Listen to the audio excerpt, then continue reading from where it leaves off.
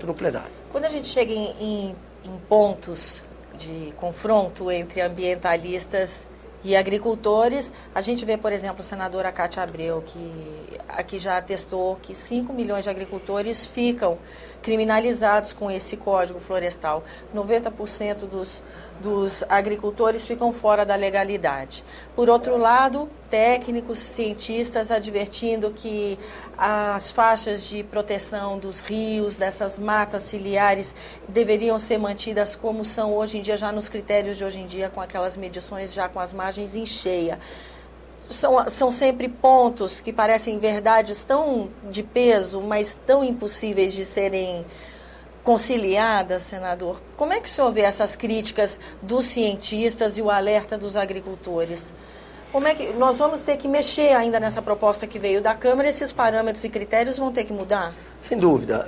Eu diria que o problema maior está na emenda 164. O texto original do deputado Aldo Rebelo diz que para haver supressão em área de preservação permanente, em casos excepcionais, só com autorização do órgão estadual de meio ambiente, a partir de uma série de atividades regulamentadas em decreto pelo Poder Executivo e atividades que fossem de baixo impacto ambiental ou de utilidade pública ou de interesse social.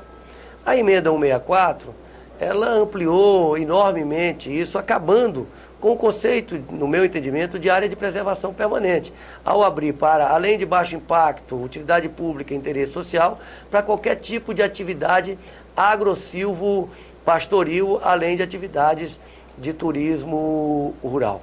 Mas, além disso, ela não tem nenhuma menção no texto à obrigação de ter uma autorização do órgão estadual de meio ambiente e diz que as atividades serão permitidas de acordo com lei. Ora, lei pode ser municipal, pode ser estadual, pode ser federal. Isso flexibilizaria muito. A gente sabe que em muitos municípios, né, essas câmaras poderiam tomar medidas contrárias ao interesse do país. No que se refere a isso, e interpretando a Constituição brasileira, eu entendo que cabe à União definir o princípio geral da área de preservação permanente, cabendo aos estados a possibilidade de alterá-los para aumentar, em alguns casos, quando entender necessário, as áreas de preservação permanente. E jamais para diminuí-las, a não ser nos casos previstos na lei federal.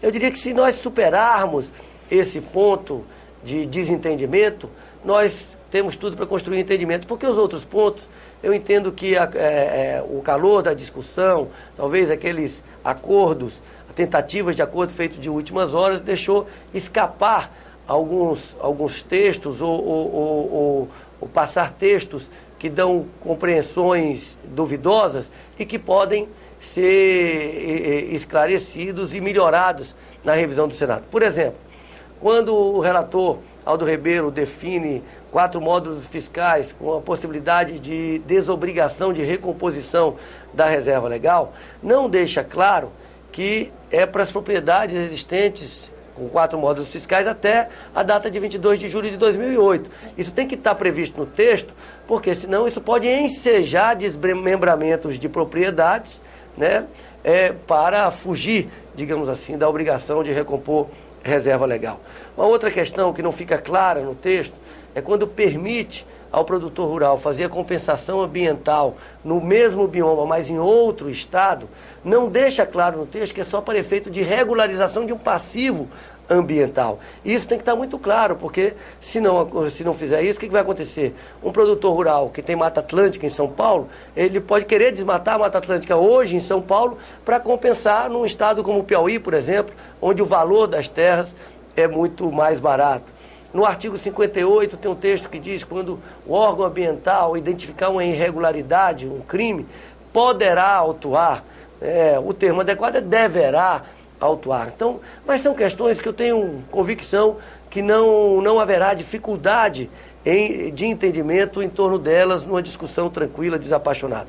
A emenda 164, essa sim, tem um debate um pouco maior, mas eu acredito firmemente no entendimento que entregue ao Brasil um Código Florestal moderno, que dê tranquilidade e segurança jurídica aos nossos produtores rurais, mas que também garanta a preservação ambiental.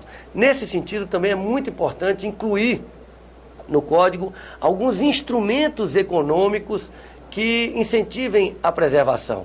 O Código, como está hoje, ele define muito as ocupações dos diversos usos do solo, a regularização do uso do solo. Nós precisamos criar instrumentos econômicos que valorizem a preservação. Por exemplo, nós temos os financiamentos da atividade agrícola.